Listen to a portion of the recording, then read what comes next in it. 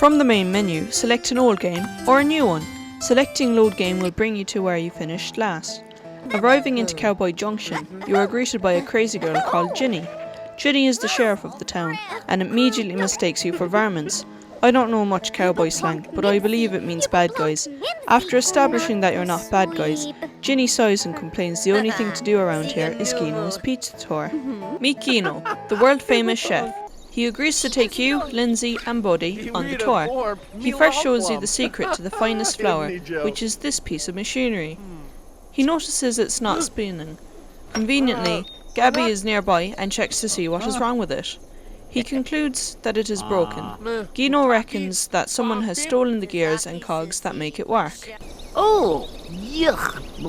Gabby tells you that you're going to need more than gears and cogs to fix the mill, so he hands you a scroll that will give you all the parts that you need.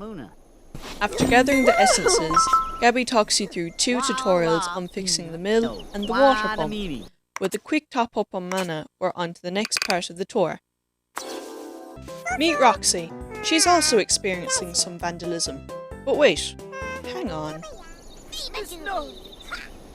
It seems whoever that was might be the one behind all this trouble, but we don't know for certain, so we clean up after the mess as per usual. All this hard work seems to have paid off, as Guillermo pays you a visit, giving you a map to Rocket Reef. The story then cuts to a scene where Gino asks Gabby for a special order, which is really just a lucky horseshoe. Gino's a bit embarrassed about it though, because he thinks he needs luck to be a good chef, but in fact he's just very skilled. Oh well. When Gabby tries to go up the mountain to mine for some iron ore, he can't get there, because there's no bridge. So with a flick of your wand, a bridge appears. Back down the mountain, Gabby finishes making Gino's lucky horseshoe. He tells him that the luck runs out after 2 weeks, so he's gonna have to replace it. Oh no, here comes your one, or your man, I don't know. Rusty's their name anyway, and they're after stealing Gino's lucky horseshoe. Gabby's not too happy that there's a thieving going on. He says he's forming a posse. A posse is a group of people who help the police force when necessary. The classic image of a posse is from the Old West, of a group of armed cowboys on horses in pursuit of an outlaw.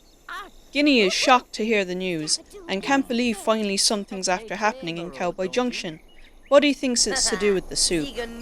Poor lad, I forget he's a bit slow. Anyway, you might have seen these bandanas lying around the place, and Ginny reckons they're clues. So you go around collecting them all, until you have them all. After showing Ginny your clues, she has a good idea on who it could be.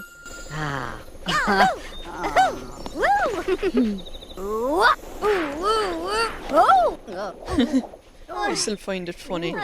There's no surprise. It's Rusty. Ginny finds out that all Rusty needed was a friend. Rusty's not so sure, and thinks that Ginny's crazy, and plays too rough. Ginny asks you to socialise with Rusty. Oh, it's a him! To convince him to play nice. After convincing Rusty to play nice, he asks you to make his place nice and cosy. He wants it done to help him lead a better life. So, you know yourselves, you gather materials, chop some wood, unlock a scroll, find some bacon, do some building, and outstandingly, not manage to run out of mana in the process.